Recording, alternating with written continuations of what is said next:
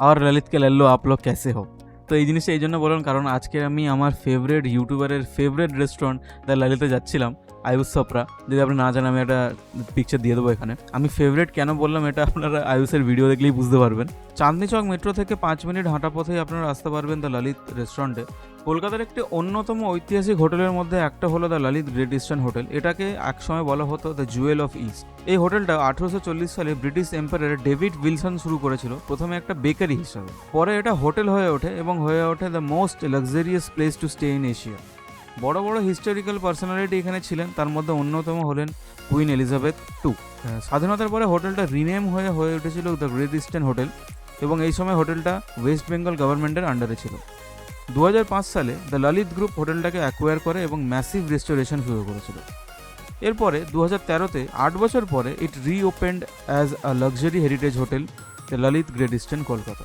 তো আজ অ্যাকচুয়ালি আমাদের অফিস থেকে একটা পার্টি ছিল নতুন প্রজেক্ট পাওয়ার জন্য, তো ওখানে আমাদেরকে পার্টি দিয়েছিল। তো আমি প্রথমে একটু ভয় ছিলাম যে আয়ুষ ভাই তো সবসময় এই হোটেলটার নিন্দাই করে এসেছে, মানে যখনই আয়ুষ কোনো ভিডিও করে সেখানেই ললিতের নাম থাকে মোটামুটি in a very comical way. আমি একটু ভয় ছিলাম যে এখানকার খাবার দাবার কেমন হবে না হবে, কারণ তো আয়ুষের কাছ থেকে প্রায়ই শুনেছি এখানকার খাবার দাবার একদমই ভালো না। কিন্তু হোটেলে ঢুকে আমার যেটা প্রথমেই ভালো লেগেছিলো এদের অ্যাম্বিয়েন্সটা অত্যন্ত ভালো।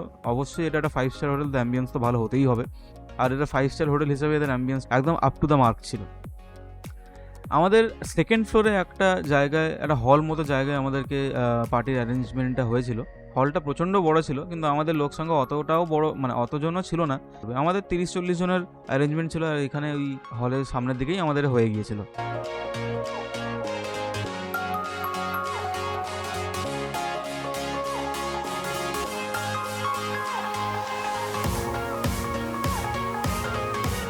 আর এখানে খাওয়া দাওয়া যেগুলো আমরা করেছিলাম সেগুলো কমপ্লিটলি কাস্টমাইজ, মানে আমরাই মেনু চুজ করেছিলাম কী কী হবে না হবে, সেগুলো আপনাদেরকে দেখাবো। অ্যাকচুয়ালি এটা অফিস পার্টি, তো আমি নিজে খাওয়ার সময় আমি শ্যুট করতে পারিনি, তার জন্য একটু ভিডিওটা ছোট হবে, বেশি বড় হবে না।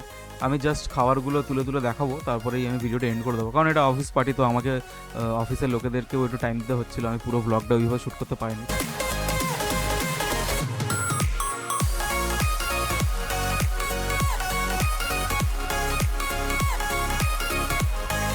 তো আমরা বন্ধুরা এখানে প্রায় বসে গিয়েছিলাম খাওয়ার জন্য।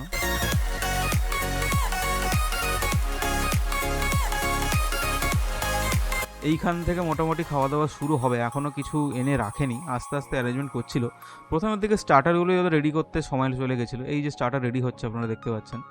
তো স্টার্টারের মধ্যে যেগুলো ছিল সেগুলো আপনাদেরকে বলি, সেগুলো হচ্ছে veg crispy chilli baby corn, paneer kebab, যেগুলো আমি দেখাবো। এইখানে খাওয়া দাওয়ারগুলো রাখা ছিল।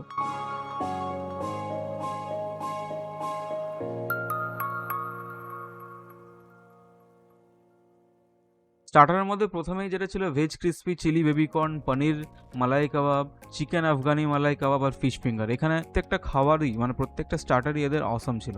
বিশেষ করে পনিরটা এবং ফিশ ফ্রাইটা তো খুবই ভালো ছিল, তার সাথে চিকেনটাও কিছু কম ছিল না, চিকেনটাও খুব জুসি এবং টেন্ডার ছিল। তারপরে আমি মেন কোর্সগুলো আপনাদেরকে দেখাই। তো প্রথমে এখানে ছিল রুটি, যদি কেউ অনেকেই পোলাও পছন্দ করে না তো তার জন্য রুটি এখানে অপশন ছিল।